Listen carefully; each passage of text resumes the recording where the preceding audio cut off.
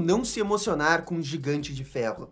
A obra-prima do Brad Bird é considerada por muitos como uma das melhores animações de todos os tempos. Gigante de Ferro é essa emocionante história envolvendo um menino que encontra um robô gigante. Só que por trás dessa trama, nós temos uma história complexa envolvendo a Guerra Fria e uma inspiração de vida do próprio Brad Bird. Gigante de Ferro também é o segundo longa animado da Warner Bros. Animation. Antes dele, tivemos o Batman Máscara do Fantasma, embora esse longa animado não seja feito inteiramente pela Warner. O primeiro longa animado completo 100% pelo estúdio foi Busca por Camelot, que teve reações mistas. Então, os anos 90 para Warner foi um momento de descoberta dos longas animados, já que a Disney estava bombando demais nessa época e a Warner também queria entrar nesse mercado. A história do Gigante de Ferro é baseado num livro chamado O Homem de Ferro, escrita em 1968 por Ted Hughes. A Warner tinha os direitos desse livro e queria fazer uma animação. O Brad Bird foi escolhido para ser o diretor e o roteirista. E é aqui que ele teve a liberdade criativa para mudar a história. E ele mudou até que bastante coisa, adicionando novos personagens, colocando os eventos da história nos Estados Unidos e também o elemento do Superman, já que essa era uma IP da Warner e ele tinha autorização para usá-la. A verdade é que o Brad Bird tomou a história para si e realmente modificou muitas coisas. Tanto que a história de vida pessoal do Brad Bird se mistura com a história do Gigante de Ferro. Isso tudo porque a irmã do Brad Bird foi morta por um disparo de arma de fogo. E essa animação talvez seja a animação com uma das melhores mensagens de anti-arma que existe. Não é à toa que o Brad Bird colocou o seu coração e a sua alma no roteiro e na direção desse filme. O resultado foi um filme que respeita o material original, mas adiciona toda uma nova camada para a história. O filme foi muito bem recebido pela mídia, mas por conta de uma jogada bem atrapalhada de marketing da Warner, o longa fracassou nas bilheterias, arrecadando apenas 30 milhões de dólares. Contudo, eventualmente, o filme gerou lucro com as vendas de VHS e DVD, se tornando um clássico cult. E no vídeo de hoje, vamos continuar a nossa saga dos robôs e analisar Gigante de Ferro. Será que esse realmente é o melhor filme animado da história envolvendo robô? Vou chorar naquele final? Tudo isso na mega análise do vídeo de hoje. O filme começa em 1957, em meio à Guerra Fria e à corrida espacial entre americanos e soviéticos. O meteoro cai na Terra na costa do Maine, durante uma tempestade forte. Um pescador testemunha essa queda do meteorito e logo depois é surpreendido por uma criatura gigante de ferro no meio do mar e com olhos que parecem dois faróis. E que maneira impressionante de começar esse filme. A animação é belíssima, o efeito das ondas extraordinário e a direção sabe que ainda não dá para apresentar o Gigante de Ferro na sua totalidade. Tem que fazer aquele tradicional build-up. Até porque, nesse momento, você não sabe se o Gigante de Ferro tá ali para ajudar a humanidade ou para destruí-la. O pescador consegue sobreviver ao chegar no farol. E no dia seguinte, somos apresentados ao nosso protagonista criança, Hogarth Hughes. Ele vive numa cidade pequena, costeira dos Estados Unidos, junto com a sua mãe, que trabalha como garçonete nesse restaurante. De cara, o roteiro estabelece que o Hogarth deseja ter um animal de estimação, mas sua mãe é contra pelo custo financeiro, já que ambos têm pouca grana. Enquanto temos essa pequena introdução do personagem, o filme também estabelece a sua discussão de pano de fundo, que é a Guerra Fria. O filme nunca vai falar abertamente Guerra Fria, mas tudo que envolve essa história, a reação dos personagens, a reação dos antagonistas, estão ligados ao medo, à paranoia que se tinha por conta do conflito dos Estados Unidos com a União Soviética. Um exemplo disso é esse jornal com várias notícias envolvendo a corrida espacial entre os americanos e os soviéticos.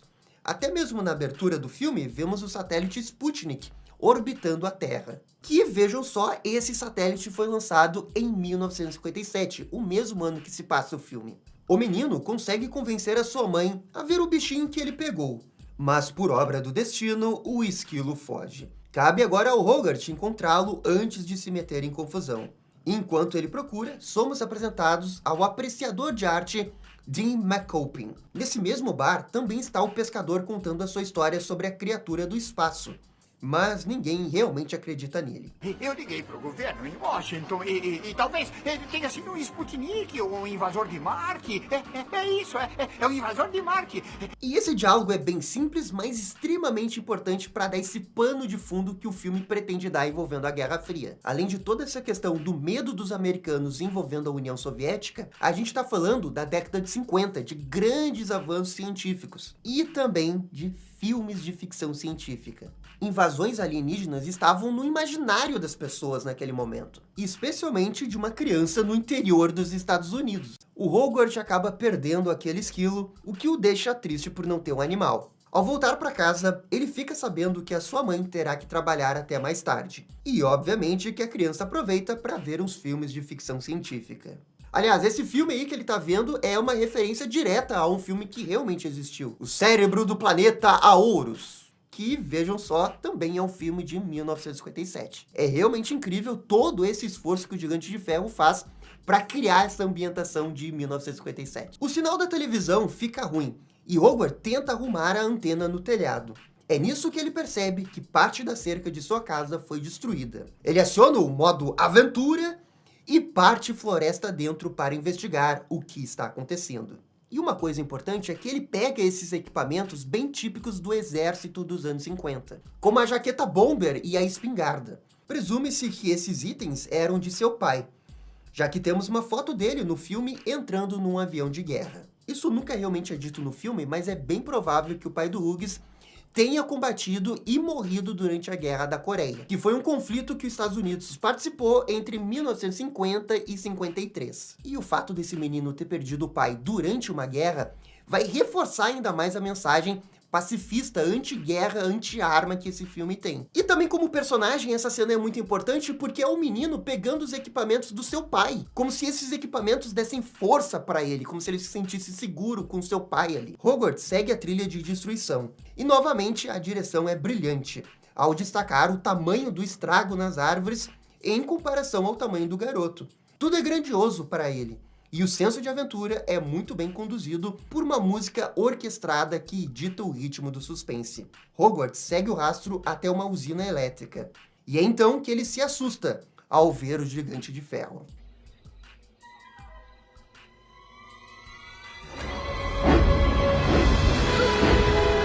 E é aqui que entra um dos pontos mais criticáveis dessa animação, de que o Gigante de Ferro não é em 2D, e sim um 3D. Lembrando que esse filme do Gigante de Ferro foi feito em 99, 2 anos depois do Hércules da Disney. É importante citar o filme do Hércules porque Richard Beasley trabalhou em ambos os filmes.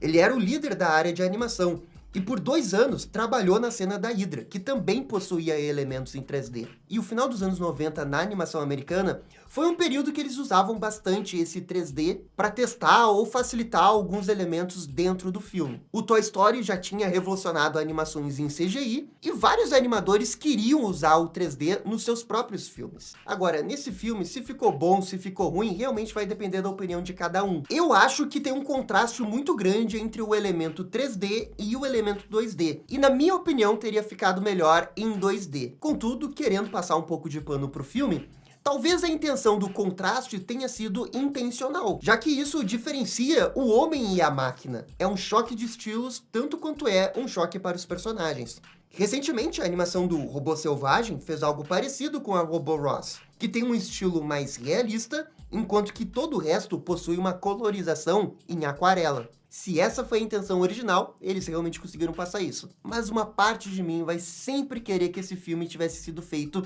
totalmente em 2D. Ia ser o mais perto de uma animação do estúdio Ghibli feito por um estúdio americano. Enfim, o robô avança na usina elétrica e começa a literalmente comer metal, até que leva uma descarga elétrica e se enrola acidentalmente em fios elétricos. A cidade inteira fica sem energia. O menino fica com medo e tenta fugir, mas ao escutar os gritos do robô, volta atrás e decide ajudá-lo, desligando a usina elétrica. É um pouco conveniente de ter um botão de desliga bem na entrada ali daquela usina elétrica, mas é uma animação para criança, né? Não dá para questionar tudo. Hogwarts salva o gigante, mas o mesmo desliga após tanta energia. Ele não morreu e volta a se levantar minutos depois.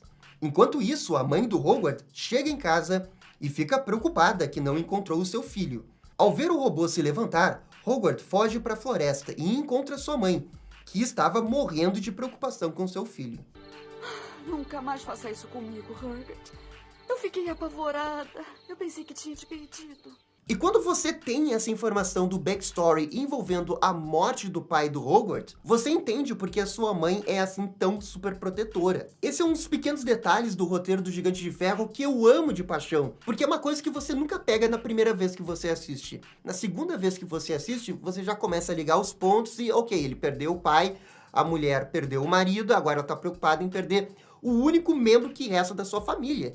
Olha o quanto que isso seria devastador para ela. E o filme faz isso sem ter diálogos envolvendo a morte do pai dele. Sabe, não apela para dizer, o seu pai morreu e eu estou triste agora. Não, ele só tá ali, tem a foto. E isso já serve para comunicar o suficiente para nós. No dia seguinte, Hogwarts só pensa no robô. Ele nem presta atenção no vídeo sobre holocausto nuclear, que sim, era um negócio que eles mostravam no colégio naquela época. Até porque era Guerra Fria, a qualquer momento podia deixar de ser fria, né? Podia virar quente. Enquanto isso, ficamos sabendo que o governo mandou um representante oficial para entender o que está acontecendo na cidade. E é aqui que surge o destemido inspetor Kent Mansley.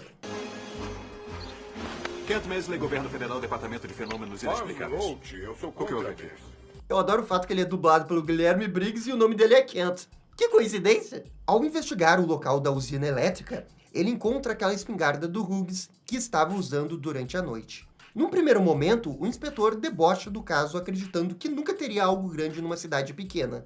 Mas quando ele encontra o seu carro pela metade, ele muda de ideia. Mais tarde, Hughes volta à floresta com uma placa de metal para oferecer como comida ao seu novo amigo. Ele quer tirar uma foto do gigante para provar aos seus amigos que estava certo. Mas quando ele se depara com um robô, novamente Hughes morre de medo. No desespero, ele acaba batendo num galho e cai. É nesse momento que o robô para de segui-lo e tenta entender o que ele está vendo. O Hughes percebe que o robô não é uma ameaça, e sim um amigo.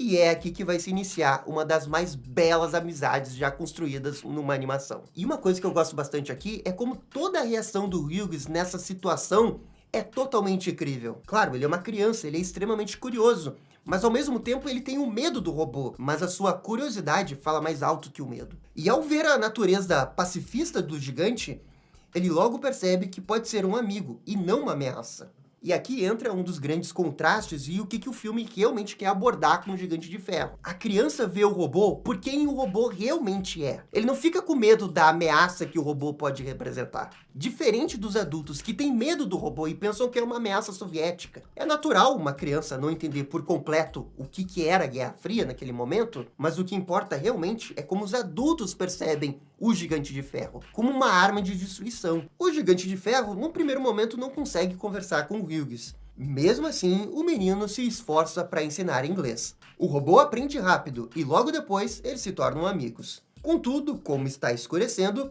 Hughes precisa voltar logo para casa e deixar o robô sozinho na floresta. Enquanto isso, Kent conversa com o gabinete do prefeito e monta um esquema para encontrar a tal da criatura.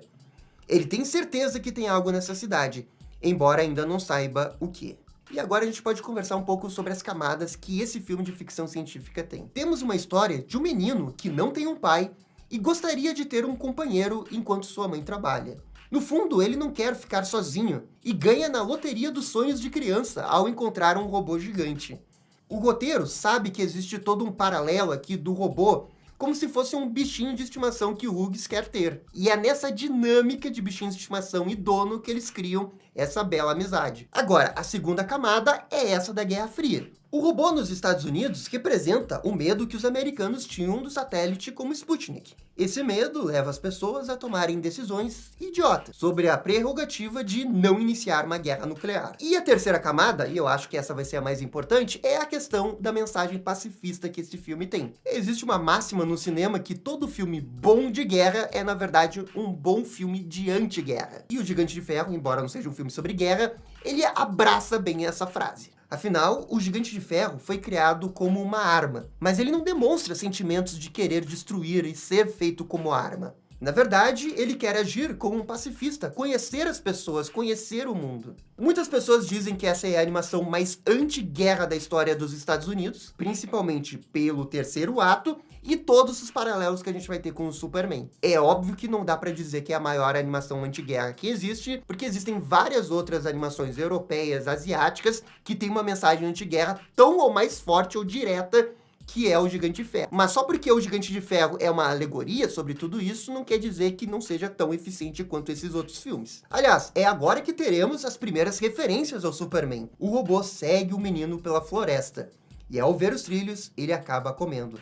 Hughes o obriga a cuspir. Só que o problema é que naquele exato momento, um trem estava passando. O gigante tenta recolocar tudo no lugar, pressionado pela criança, mas o seu perfeccionismo fala mais alto, e ele acaba sendo atingido pelo trem. E aqui a referência do Superman não poderia ser mais clara, né? Uma das coisas mais clássicas que se tem com o Superman é ele parar um trem ou consertar o trilho do trem. E o Gigante de Ferro tá fazendo isso, só que, claro, ele falha, porque ele tá nesse arco pra virar o Superman no final do filme. O robô fica avariado, mas é aqui que descobrimos que ele pode se reconstruir. Por causa dessa bagunça, Hughes decide esconder o robô no celeiro de sua casa, o que é um grande problema, porque mais tarde o robô com as suas mãos decide verificar a casa. Ah, meu Deus! Essa cena é demais, essa cena é muito boa. O menino tenta fugir com a mão do gigante e se depara com Kent Mansley em sua porta. Sério, o timing cômico dessa cena é demais. O inspetor está ali para ligar ao seu superior, um general de Washington.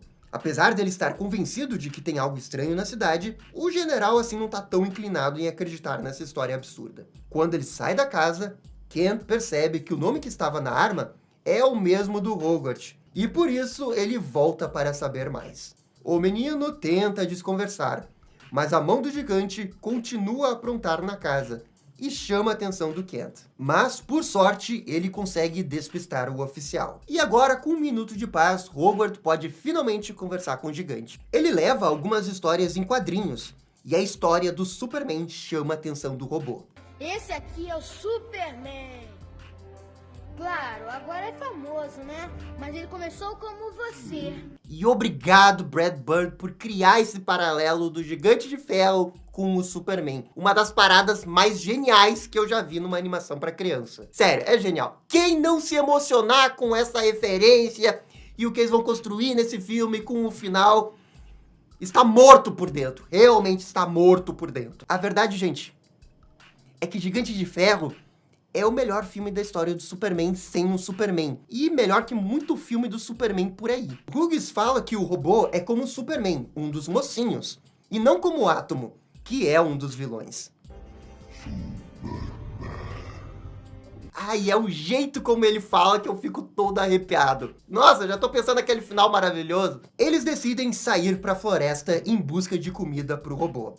Isso nos leva para essa incrível cena que o Hughes é carregado na mão pelo gigante. Ele fica super empolgado em visitar a cidade, mas o garoto o proíbe, porque ele sabe que as pessoas não estão preparadas. Os dois finalmente encontram um ferro velho, e é nisso que Hogarth tem uma ideia. Aquele cara que a gente viu lá no restaurante é, na verdade, o dono do ferro velho. E a ideia do Hughes é deixar o robô lá para que ninguém o encontre. E o filme aproveita para mostrar mais momentos fofos, para a gente se apegar ao Gigante de Ferro. E como funcionam bem esses momentos. Aqui eu já estava 100% envolvido com essa amizade. Já me via vendo, brincando com o robô ali, de tão legal que é. O barulho chama a atenção do Dean, e o Hughes consegue desviar a sua atenção, ficando na cabana e tomando café. Contudo, mesmo assim, Dean descobre o robô, e assustado tenta fugir. Mas o garoto logo explica que o gigante é o seu amigo. Depois de muito esforço, o garoto convence o Dean a permitir que o robô fique no ferro velho, mas só por uma noite. No dia seguinte, Hughes descobre que o Kent está morando na sua casa, ao alugar um quarto. E o inspetor é uma cola no sapato da criança. E enquanto isso, Dean tem problemas com o Gigante de Ferro, que está comendo a sucata que o Dean chama de arte. O que você tem agora na sua boca é arte! Arte! Pô, eu adoro esse personagem Jim, ele é muito divertido. Ele tem basicamente duas funções no filme. A primeira é ser alívio cômico, e a segunda é pra mostrar que nem todo adulto tem medo do Gigante de Ferro, por exemplo. Na narrativa do filme, isso serve pra mostrar que a gente tem dois tipos de adultos. O adulto como Dean, que está inclinado a aceitar o Gigante de Ferro como seu amigo, e o Kent, que só vê o robô como uma grande ameaça. Falando no Kent, ele está totalmente paranoico em busca do objeto gigante. Por sorte, Hughes é mais esperto e coloca um laxante na bebida dele para despistá-lo. Finalmente livre, o menino visita o amigo robô e encontra o Gigante de Ferro fazendo esculturas com Dean. Pois é, eles viraram grandes amigos. E é então que a gente tem uma das cenas mais fofas, que é o Howard brincando com o gigante, simulando um carro, como se estivesse voando. E depois tem a clássica cena no lago, com aquela icônica cena da bala de canhão. E é impossível não elogiar como que o filme manda bem nessas cenas de interações. Elas são super, hiper, mega simples. Ah, brincando no carro, brincando na lagoa, mas tudo potencializado por ter um robô gigante, o que torna tudo ainda mais divertido. Algumas pessoas podem achar isso muito simples, mas eu acho bem genial por parte do roteiro, porque ele nunca extrapola muito essa relação da criança com o robô. Eles tentam realmente manter essa relação como se fosse a criança com seu bichinho de estimação. Coisas que você faria com um bichinho de estimação, só que com um robô gigante. Isso ajuda o público a ter muito mais empatia por esse robô, já que grande parte do objetivo é que no terceiro ato você esteja chorando por causa da morte do robô. E esse tipo de cena é extremamente importante nessa construção narrativa que eles estão fazendo. Enquanto isso, o oficial Kent encontra a câmera fotográfica do Howard, e quando ele revela o filme, encontra fotos que comprovam a existência do robô. E agora ele pode chamar apoio militar. E para um filme que tem toda essa temática da Guerra Fria,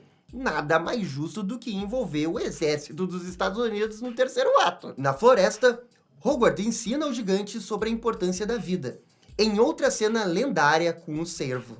Parece aqui que a gente vai ter apenas uma cena fofa envolvendo a interação da máquina e vida selvagem. Mas é aí que o filme dá uma facada nas costas e nos surpreende com uma coisa. Isso porque o cervo, logo em sequência, é morto por caçadores.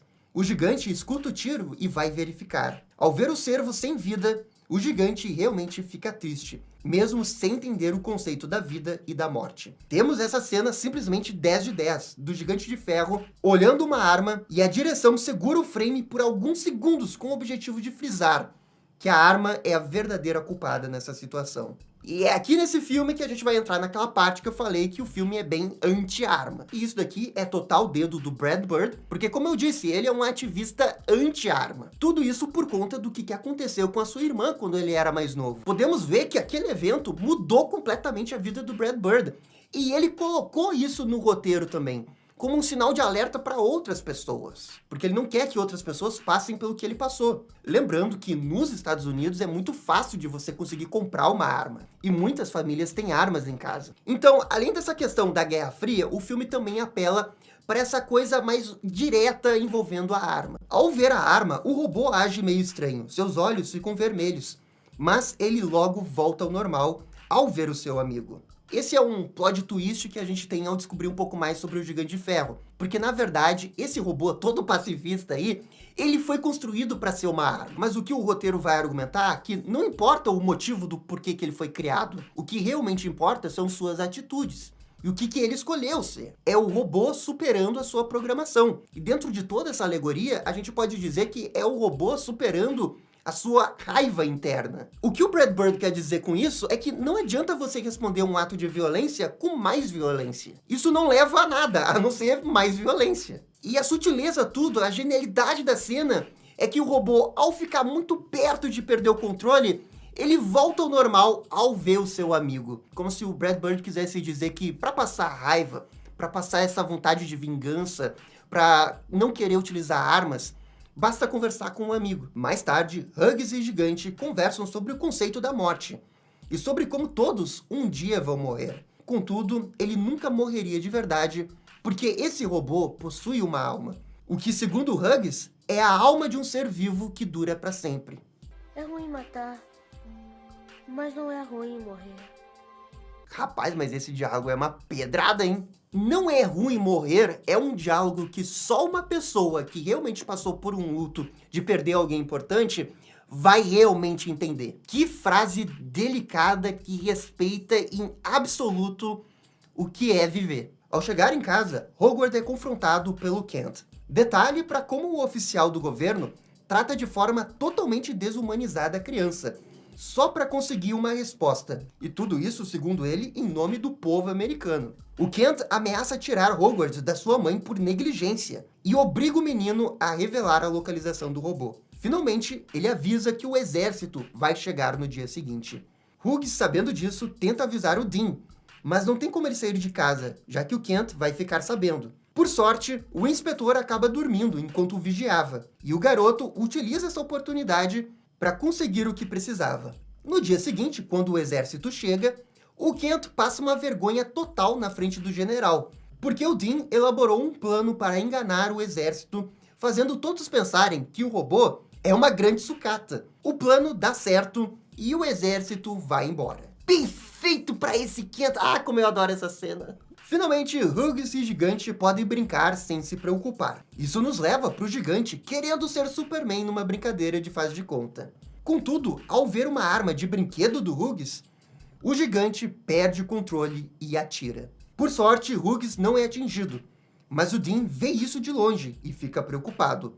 O mesmo problema acontece novamente, e dessa vez, Dean salva o menino. E o Gigante de Ferro, quando ele entra nesse modo de ataque, ele perde total razão. Até quando ele volta ao normal, ele nem lembra o que aconteceu. É realmente como se fosse um surto de raiva. O Dean confronta o robô, dizendo que ele é uma arma, e que quase matou o menino. O Gigante de Ferro, ao ver que quase se tornou a arma que tanto odeia, decide fugir. Dean e Hogwarts vão atrás do robô. É legal que nesse momento começa a nevar, o que deixa tudo muito mais dramático. Enquanto isso, o robô está triste e deixa até o S do Superman no chão. Ele se descuida e é descoberto por algumas crianças usando binóculos. Elas acabam ficando em perigo sem querer e pedem ajuda. É nisso que o Gigante de Ferro decide ir até a cidade para ajudá-las. Ele salva as crianças no último segundo. E a população da cidade não entra em pânico e até mesmo agradece ao robô. E esse daqui é um ponto foda da história, porque você pensaria que a população iria ficar em pânico ao ver um robô gigante. Mas aquelas pessoas, elas reconhecem a bondade do Gigante de Ferro. É como se o filme quisesse dizer que uma ação boa vai gerar uma outra ação boa. A população, ela não é burra, ela vai entender uma ação boa. E é justamente isso que eles fazem aqui. É um modo do Brad Bird de dizer que tem esperança na humanidade. Quem vai realmente ficar em pânico, entrar em histeria, é o exército. E o exército percebe que o Gigante de Ferro realmente existe e está ativo na cidade. E assim, decide interferir. Já Hughes chega até a cidade e o robô pede desculpas, ao dizer que não é uma arma. Não sou uma arma. Que momento extraordinário desse filme! Ah, esse filme é muito foda! Um momento que a máquina consegue ir contra a sua programação e reconhece que erro. E aqui eles estão até conversando um pouco sobre robótica, né? Inteligência artificial. Máquinas são apenas máquinas ou elas podem aprender e serem mais do que a programação delas? Mas bem, nesse momento o exército aparece. E chega na base do míssil mesmo. O robô foge dos tiros e tenta proteger o Hogwarts que está em suas mãos. O Dean tenta argumentar para o Kent para parar esse ataque, já que tem uma criança ali. Mas o oficial mente para o general, dizendo que o robô matou aquele garoto. E isso leva o exército a tomar medidas extremas. E essa parte eu também acho bem legal, porque o filme não tá só jogando, é culpa do exército. Não, é culpa da paranoia de uma pessoa que está completamente maluca por conta do medo da Guerra Fria. É o Kent que manipula o general a tomar decisões erradas. Você também pode dizer que é culpa da ganância do Kent, porque ele tá querendo fazer isso para ganhar prestígio, para subir no emprego dele. E é verdade também. Por mais que o exército tá fazendo um monte de borrada aqui, eles estão seguindo um pouco o protocolo deles. São protocolos que vão levar a uma estúpida decisão de lançar uma bomba depois, mas esse erro só acontece porque tem um humano tomado pela paranoia. Não é que o exército não tem culpa, eles têm culpa, o filme não vai redimir eles da culpa não. Mas pro filme é muito mais importante argumentar que é o homem que produz esse erro, e não a instituição. Na fuga do gigante, descobrimos que ele pode voar. E o Hogwarts o incentiva a voar como Superman, com os braços para frente. Enquanto ele é atacado por caças militares, Gigante quase entra no modo de ataque, mas consegue se conter. Ele é atingido e cai em cheio no chão. O robô tenta proteger o menino, mas não é o suficiente.